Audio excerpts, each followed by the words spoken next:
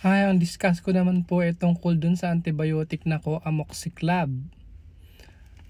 Kapag hihimay-himayin nyo po kasi yung Coamoxiclab, yung ang ibig sabihin ng kombinasyon.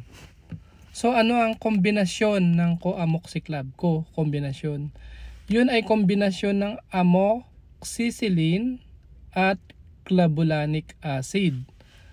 So basically po, yung Coamoxiclab ay amoxicillin lang po yun. So bakit hinaluan siya ng clavulanic acid? Kasi po, sa pagdaan ng mga taon, yung mga bakterya nakadevelop na ng resistance dun sa amoxicillin.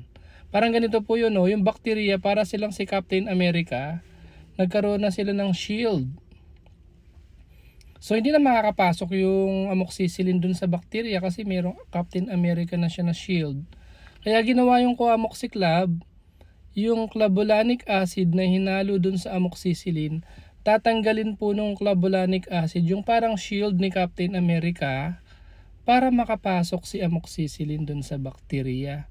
Ganun lang po yun. Yung Coamoxiclab, tunog, mahal, pero ang active ingredient po nun ay amoxicillin lang po.